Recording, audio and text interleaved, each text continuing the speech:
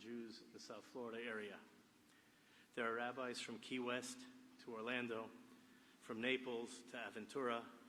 In Miami-Dade County, you have Weston, Palmetto Bay, Coconut Grove, North Miami Beach, campus rabbis who are on the front lines fighting anti-Semitism. You have rabbis from Miami Beach. You have rabbis from the Boca area. You have rabbis from the Broward County area.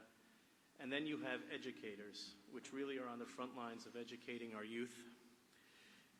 They represent, 4 Jewish day schools are represented here today. There is the Talmudic Academy from Miami Beach. There's Torres MS Academy in North Miami Beach. There's Rabbi Ben-Zion Kor from the Lubavitch Education Center, which has over 2,000 students, and he's sitting over to your right. And there's the South Florida Jewish Academy. And then we have a group of community leaders who deal with food programs, chaplaincies, both prison reform, and as well as people who work with newborns and early education, to people who deal with dignity of death, making sure that they are cared for and cherished and buried according to Jewish tradition. We also have rabbis who are chaplains for the Florida Highway Patrol, the NMBPD, and we really appreciate all the law enforcement efforts that are there. Everybody here is represented today in that group. I'd like to share a brief story that explains our presence here today. In Valley Forge, there was a very cold winter day, and George Washington went and walked around, and he went to see his defenses, and he saw a soldier shivering. And he went over to that soldier and he asked him if he could do anything for him, and the soldier said to him, "Tomorrow is the first night of Hanukkah, and I'd like to light the menorah, but I have no provisions." Needless to say that George Washington, our founding father, made certain that this individual had the provisions to perform the Hanukkah menorah lighting program. And at the same time, he made sure that everything was done. The Grand Rabbi of Lubavitch always talked about the fact of charitable deeds and leading by example, and how light dispels darkness, and each act of kindness is a little light.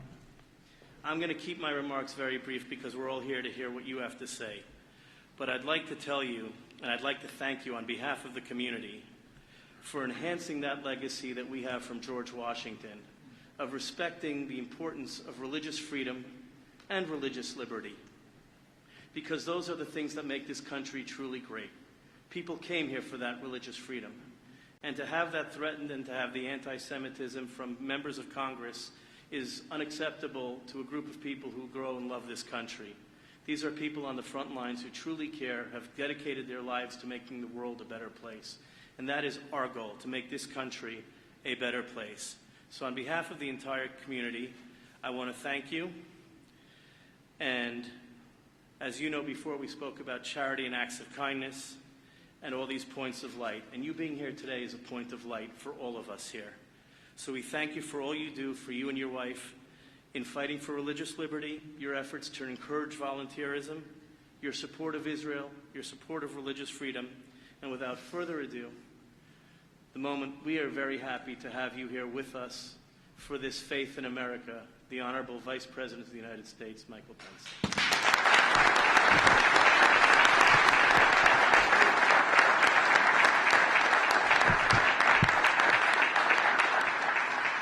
Well, Rabbi Kaplum, thank you so much for those stirring words. I'm deeply humbled by your kindness to me and my family. And I want to thank you and the rabbis who are gathered here, not just at the table, but all of you who've come together for this. I want to thank the Chabad organization, not just for this gathering, but just thank you for what you do every day. The President tasked me in February to lead the White House Coronavirus Task Force, and I have seen firsthand the way men and women of faith have come alongside families that have suffered loss, families that have struggled in the midst of this pandemic, and it's just reminded me of the wellspring of of faith and strength in this country, so well represented here. And I want to thank each and every one of you for the ministries that are represented here, for the work that's represented here. And join me in thanking all the members of your synagogues for the way they've been there for the people of Florida.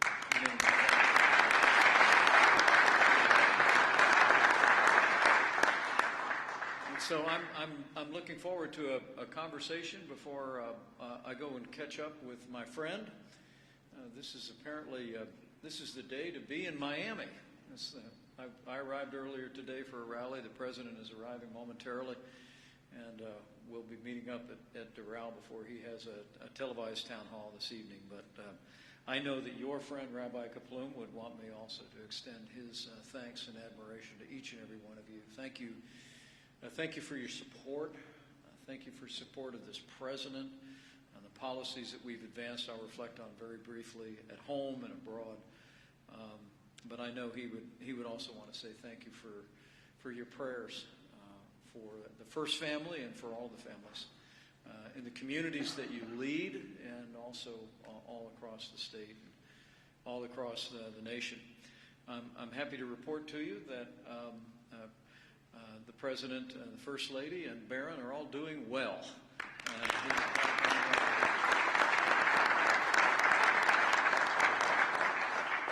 Tell you, the President and the First Lady were very moved at the outpouring of love and prayers for them, but they also saw it as really emblematic of just what communities of faith have done every day in this pandemic. Again, I just want to reiterate his appreciation to each and every one of you, and all of our thanks. But let me say, it's an honor for me to be your Vice President. But it's a special honor for me to serve alongside a president who has been a true champion of the Jewish people in America and a champion of the Jewish people.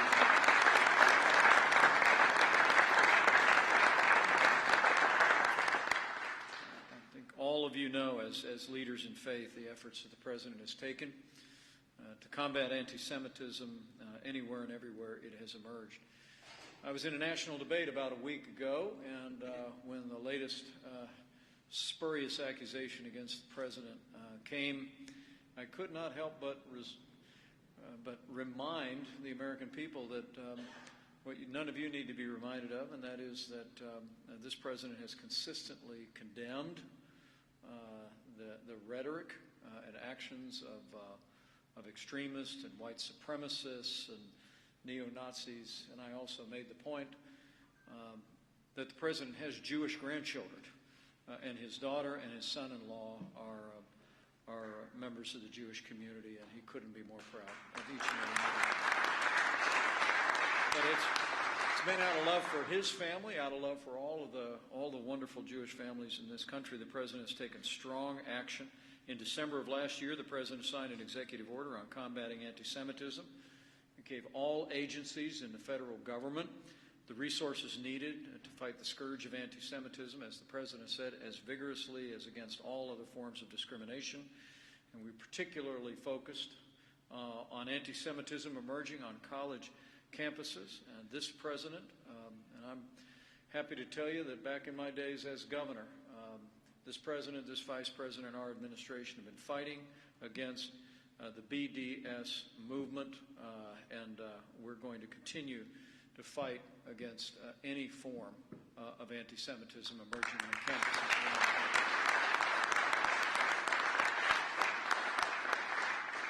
In 2017, the president also signed the Justice for Unaccompanied Survivors Today Act, which made it easier for Holocaust survivors and their heirs to receive restitution for property stolen by Nazi Germany and post-World War II communist governments. And finally, the president signed the Never Again Education Act, providing $10 million in federal funds to expand Holocaust education. We are absolutely committed to ensure that this generation and future generations say with one voice, never again.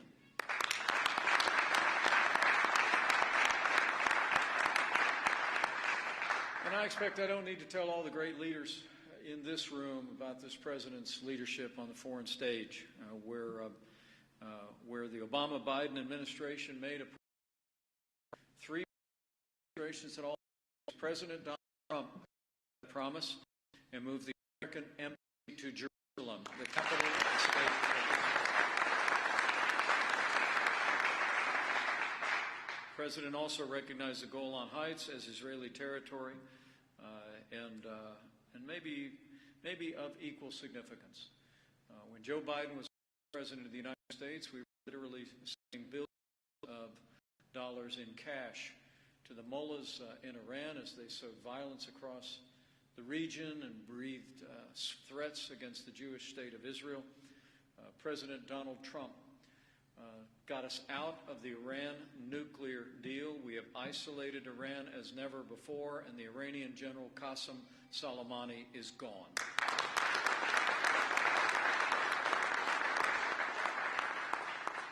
And I must tell you, all of those actions along the way, and Rabbi Kaplum, you and the President are good friends, and so you would know this. I just saw this President make those decisions against expressions of opposition, particularly in moving the embassy to Jerusalem. I mean, to say that virtually every major leader in the world told him not to do it would be an understatement. I mean, I was there when the phone was ringing from heads of state around the world saying, you can't move the American embassy to Jerusalem, although it was the only capital of any nation on earth that we did not have an American embassy located in the capital of the country. But I must tell you, I was there when President Trump ended those conversations on 2 reasons. He said, number one, he said, I'm going to do it because I told people I was going to do it. It's a promise that he made, not just to Jewish Americans, but to every American who cherishes Israel, which, as you all know, in the communities that you serve, goes far beyond the synagogues of this country. I must tell you that love for Israel resonates in every little buckboard church across the heartland of this country, and it always has. But I also, Rabbi Kaplum, and I'll end with this thought.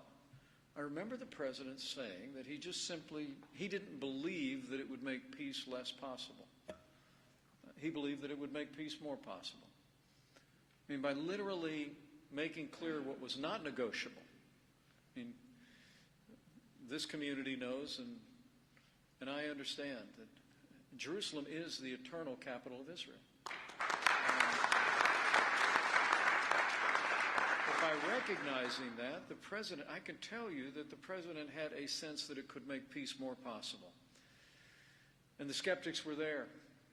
But I think all of you witnessed just a few short weeks ago when, for the first time in 26 years, in the wake of the President's strong action, standing with Israel, moving our embassy, standing with her security, standing up to Iran, for the first time in 26 years, 2 Arab nations formally recognize the Jewish state of Israel.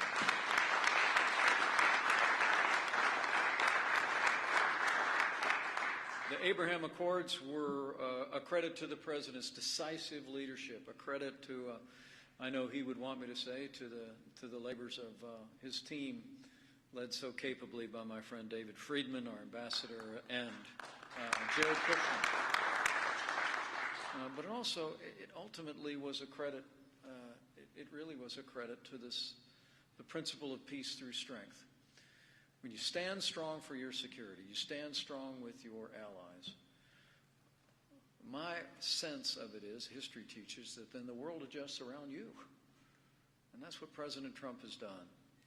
Different from the policies of appeasement that we saw when Joe Biden was Vice President of the United States, whether it be in this hemisphere toward Cuba, or whether it be the concessions given to Iran in the Iran nuclear deal.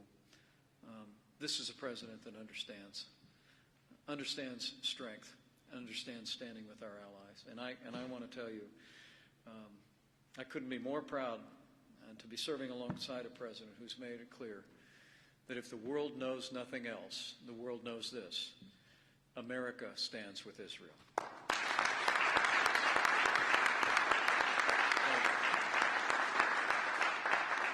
Rabbi Kaplum and the distinguished rabbis who are with us today, in the time that's remaining, I'd love to hear your thoughts and respond to any questions. I want to thank I'd like to ask. Thank you for the warm welcome and for your support. Mr. Vice President, thank you so much. I'd like to ask